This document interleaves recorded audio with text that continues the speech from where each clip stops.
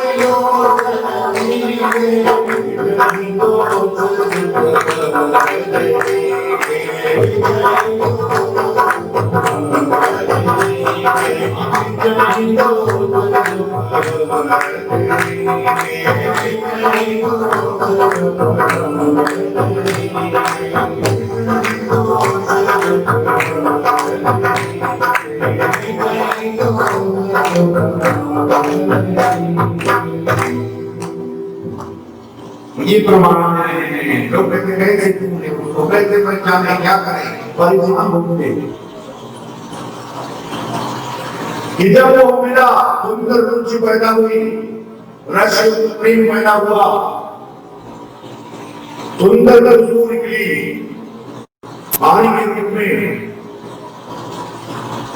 अंधेरे घर में उजाला हुआ, आंख बंद करने से अंधेरा दिखता था, वहां बंद करने के बाद प्रकाश हुआ, परिपूर्ण हो गया, अंतर की आंख खोल गई।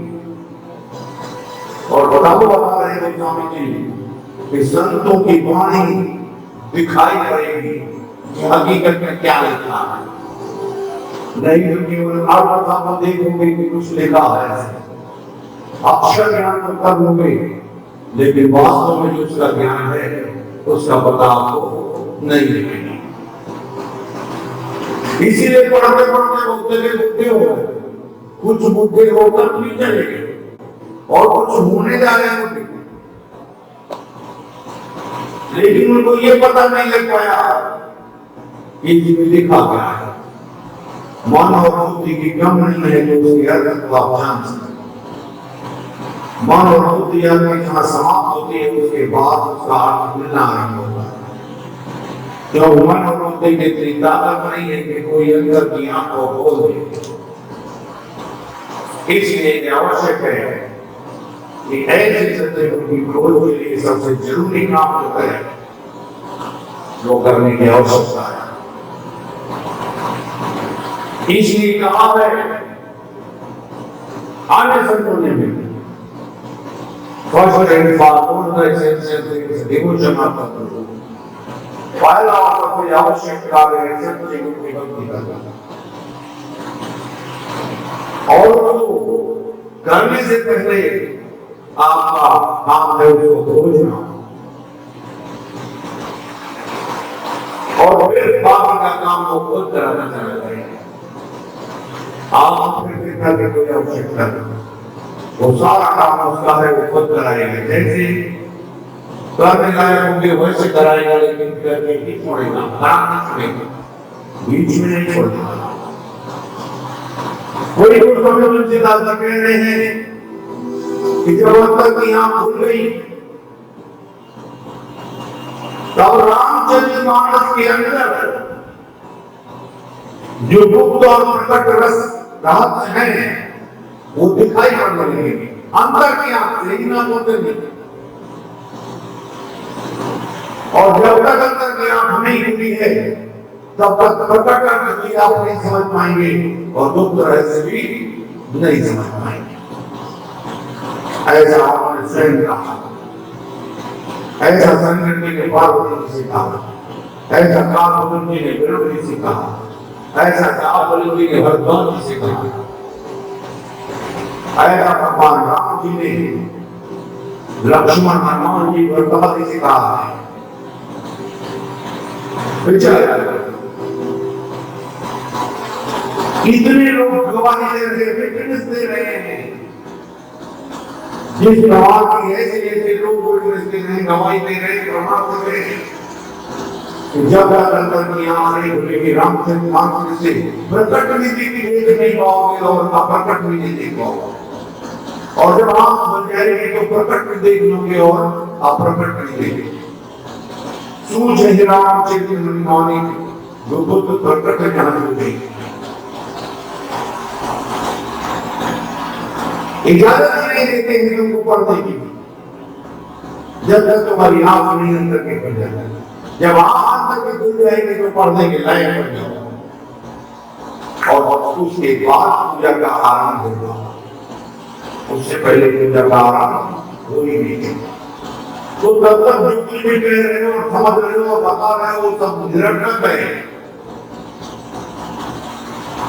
ये क्या है? आडंबर और कौम के सिवा कुछ भी नहीं है और अपने को धोखा दे रहे हो, दूसरे को नहीं दे रहे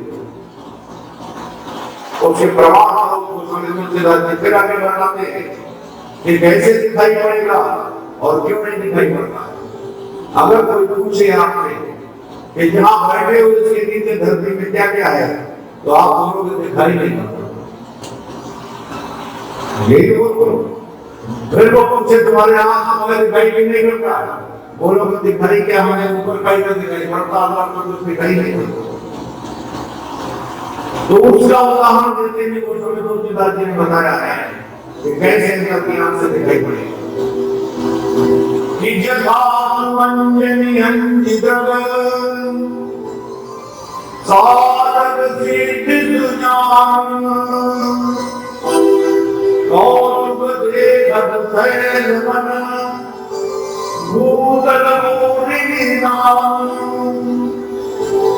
जैसे सारद गंजन बनाता और आंखों में लगा देता है तो जमीन के अंदर की सारी वस्तुएं दिखाई पड़ने लगती है, कहां पे क्या मौजूद है। फिर उस राजा के पास महान नहीं होता है कि यहाँ सीमेंट का फर्श है इसलिए हम कैसे देंगे, वहां तो तालाब है मैं कैसे दे दूं, इधर तो पहाड़ पत्थर में कैसे दे दूं, उधर तो जंगल है कैसे दे दूं, यहाँ तो समतल है कैसे दे दूं। वो ही बहाने वाले नहीं देते।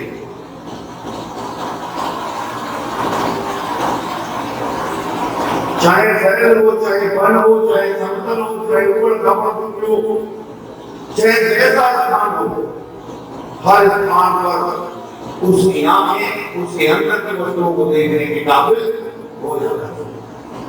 ऐसे ही जब तक आंखें नहीं बनेगी तुम्हारी तब तक संतों की वाणी के रहस्य का पता नहीं लगेगा और ना ही आप परमात्मा के रास्ते पर चलने के काबिल होगा।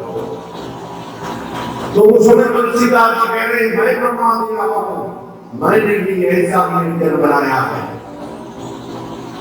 मैंने अपनी दिव्य आंख कैसे खोली है और मेरा दिल कैसे बना है।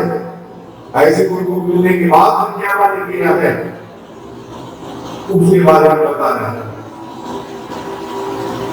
कि गुरु पद रज ब्रज मंजूर गुरु पद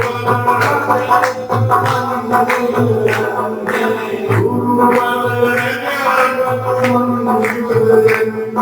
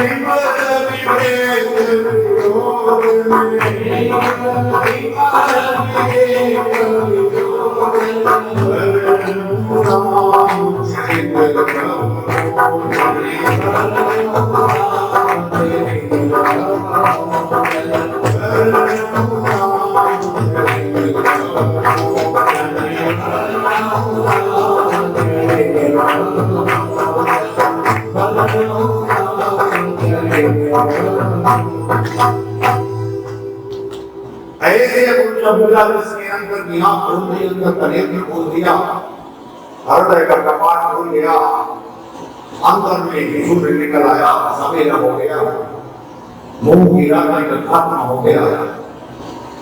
ऐसी उनमें जनों की जब मेरी मस्तिष्क के मध्य भाग में लगी तो क्या हुआ, अंदर की आंख जो भी गड़बड़ियां थी सब निमल क्या हो गया, जिसमें किसी भी प्रकार का कोई बदलाव नहीं है, किसी भी प्रकार का कोई गड़बड़ी नहीं है, किसी भी प्रकार का कोई असत्य नहीं है। और उसका प्रमाण ये है कि मैं नाम से तुम्हारी की रचना कर रहा हूं। अगर कोई ये पूछे कि क्या प्रमाण है कि तुम्हें निमल विवेक हो गया, तो वो सर्वोच्च दादा का कहना है कि इसका प्रमाण मैं राम से तुम्हारी की रचना कर रहा हूं। राम से तुम्हारा मैंने सच्चे गुरु को पाकर के जो दुनिया है उस धरती का ही प्रायोगिक अनुभव मैं देख रहा हूं। और जो भी इसको करना चाहे वो भी अपना प्रैक्टिकल करके इसको प्रमाणित कर सकता है। इसलिए रामचरितमानस रचने के बाद काशी के पंडितों ने बड़ा विरोध किया। जब विरोध किया तो काशी विश्वनाथ मंदिर में इस रामचरितमानस को रखा गया और सबसे नीचे रखा गया। अगर आपको कोई संशय ब्रह्म हो तो उसके निदान के लिए रखा गया, चार वेद रखे गए, शास्त्र रखे गए, पुराण रखे गए, टीका रखी गई, भागवत रखी गई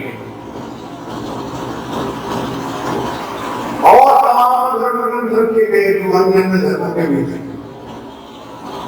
लेकिन सबसे नीचे से सबसे ऊपर रखने चले गए, यानी सबसे निकट रूप में है और ताला लगा दिया गया। अब आप हमसे कि काशी में क्यों रखा गया? काशी विश्वनाथ में इसलिए रखा गया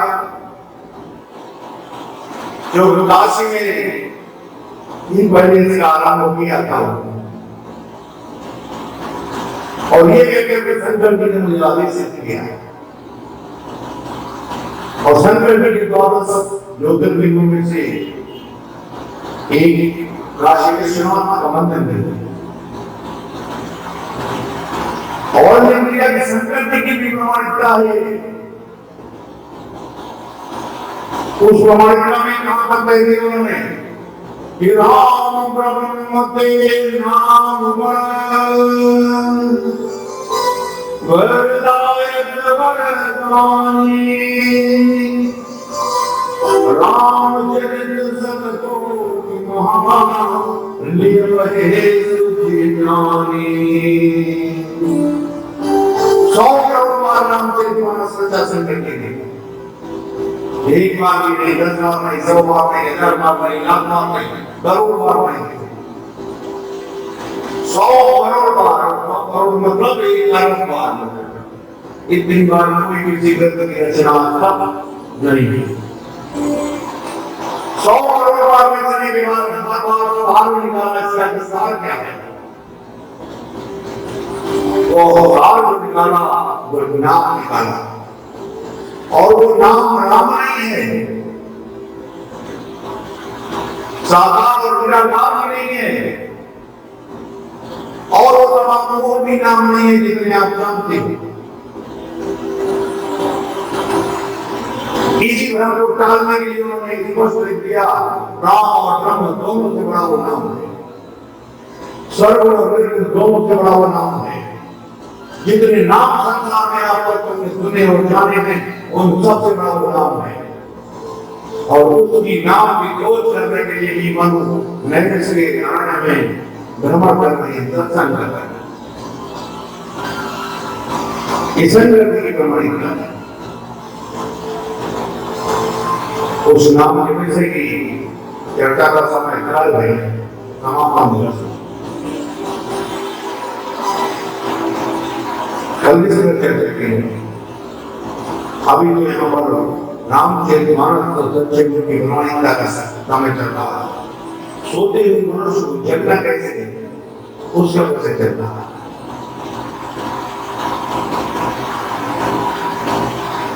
तो शंकर जी का जब प्रसंग किया था, इसलिए शंकर जी के मंदिर में ही इसको बंद कर देते ताले में। कई पर्व में सारे के ताला लगा दिया गया और बाहर पैरा बैठा दिया गया। जो शंकर जी ने इसको कहा है कि बहुत अच्छी है और सबसे अच्छी है, तो इसकी प्रमाणिकता फिर शंकर जी ही नहीं आता है। जितने धर्म ग्रंथ बचे गए हैं आज तक नहीं करते, और आपके मानस तक समस्त धर्म ग्रंथों में से निचोड़ को निकाल करके नाम से द्वारा बनाया है।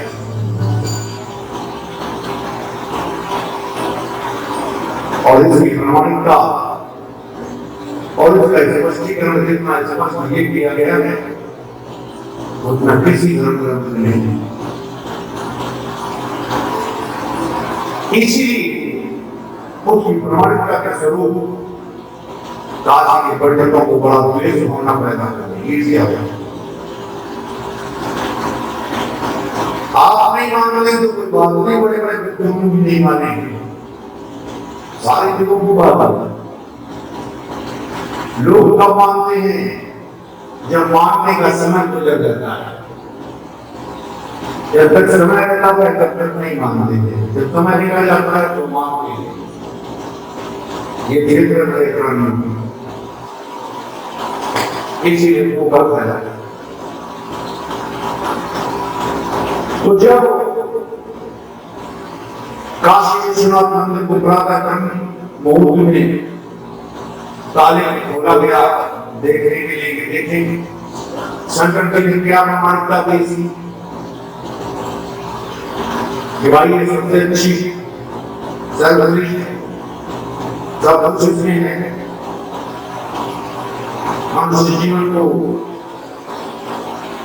जगाने के लिए, प्रभु को मिलन कराने के लिए तो ताला खोला गया तो देखा ये रामचरितमानस 4 6 7 18 पुराण गीता भागवत और जितने धर्म थी सबसे ऊपर